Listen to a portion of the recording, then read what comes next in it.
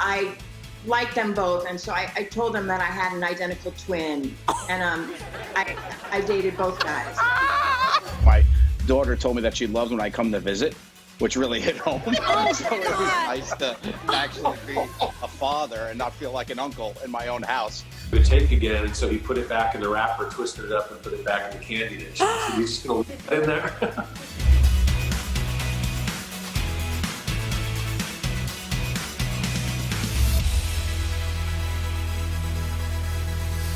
I learned over time that you have to create your own boundaries. People aren't just going to give them to you. Oh, Lord. And it's okay.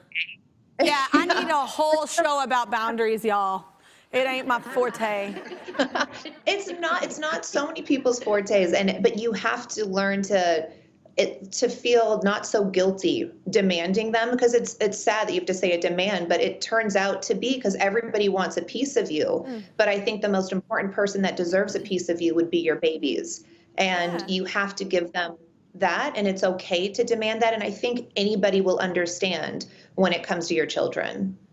Absolutely. It's interesting, though. I wish I would have learned how to have better boundaries, though, before children, because now it is a good out to be like, look, this is my kids, and like everybody kind of understands that. But before you have kids and you're like just single, rocking it in an industry and trying to make it, or any industry, it's okay to say, like, I'm tired, I need a minute, like. But it's almost awesome when you do have kids, because you're like, look, I really need a minute, and people see like something physically there. But I wish I had learned that sooner when I was younger. I was not good at that.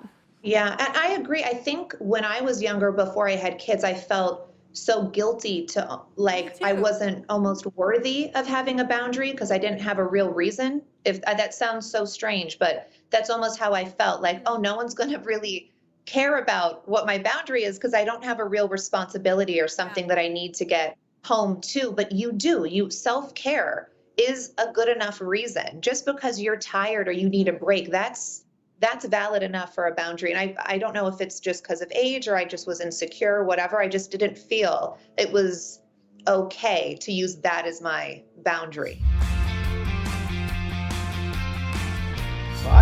I got to hang out with my children because we came off the road. So I have a 5-year-old, a 3-year-old. So I really got to, connect with them, which was really nice, because like 2 weeks before this whole thing happened and we stopped working, my daughter told me that she loves when I come to visit, which really hit home. So it was nice to actually be a father and not feel like an uncle in my own house. So that was good. And then I popped into high school Zooms.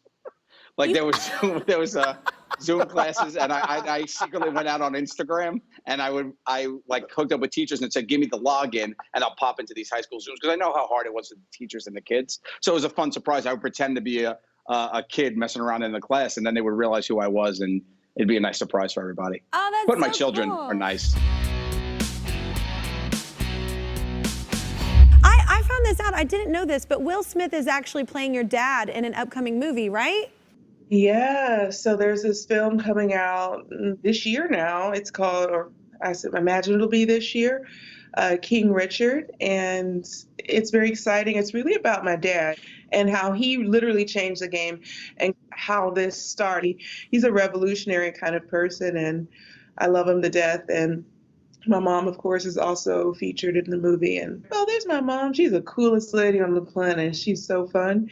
But the two young ladies that played both Serena and I, they acted just like Serena and I did, holding hands, hugging each other, like how we were as kids. We still hug each other. And, it's the same thing. So it was really interesting to see that kind of dynamic on the set. And we had a lot of fun with them because we would say, just be careful, because in the year 2000, we pretend they were actually us.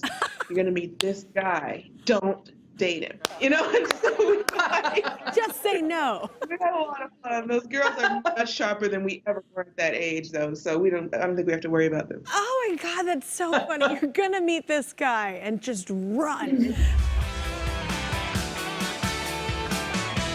And another thing, wait, I have to say this though, side note, is you, another thing that's been going on while you're at home is snacks, right? You're really into like pretty random snacks. I can't stop eating. I don't know what's gotten into me. I think it's like kind of being home in the quarantine. Like I usually eat really healthy when I'm on tour, and you know how this is. I was on tour for 6 years, and all I was eating was like grilled chicken breast and rice and Yeah. spinach.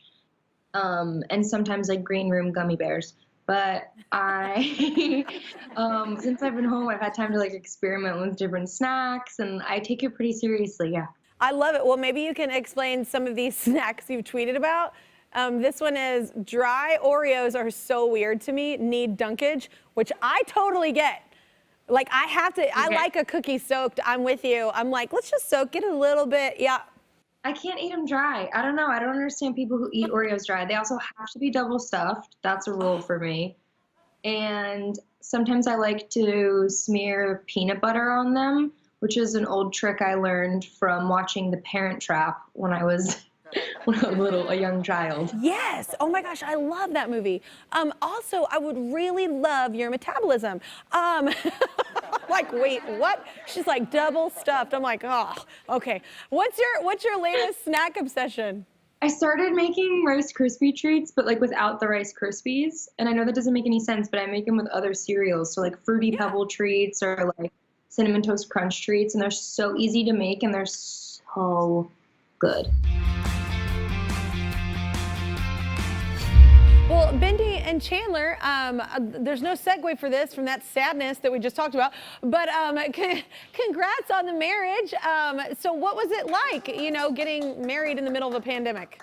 Thank you. Yeah, it was so exciting. 2020 was a wild Holy year. moly, it was crazy because Australia Zoo was actually temporarily closed for a period of time during the pandemic. So we got married and then our honeymoon was taking care of 1,200 animals with no guests coming in. Yeah. So it was a wild time. It was really crazy. And then, you always plan your wedding with lots of guests, and I think it was just us and the animals. That was pretty much it. very, very small, but it was really, really special, and we're just glad to be married and glad to be able to be husband and wife while taking on this wild 2020 and new 2021. So It's a silver lining. Yeah. You got to grab every silver You do. lining you That's it. can when times are Exactly, tough. for sure. I was just about to say the same thing. It is a beautiful silver lining, and actually, I think it's beautiful that you had all these animals around, like while you're getting married. I think it's a really beautiful thing that it's a part of what your family, what you're the vessel for, and your purpose is in life, and to have that a part of your wedding, that's actually really cool.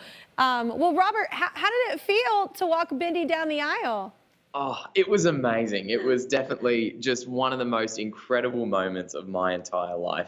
I felt so honored when Bindi first asked me to walk her down the aisle. And then when everything was coming down to the wire and we were planning this wedding, it was really, really hard because, of course, there were no guests. It was just a little bit chaotic. But at the end of the day, it all came together and it was just the most beautiful moment ever. I think for me, I was incredibly emotional at the same time, not only being so proud for Bindi, it's such a happy day, but also kind of thinking, how much I wish that Dad could have been there. And that was his job to walk her down the aisle, but I felt very honored to be there, I guess, sort of on his behalf. And I think we definitely felt him on the day. And yeah, it was incredibly emotional, but just so special. I'll never, ever forget that. It was amazing.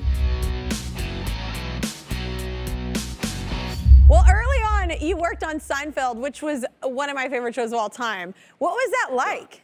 It was a blast. The show was just beginning to get really popular. Those first couple seasons, NBC, let it take its time to build an audience. And so when I worked on it, people were just finding it and just really getting into it.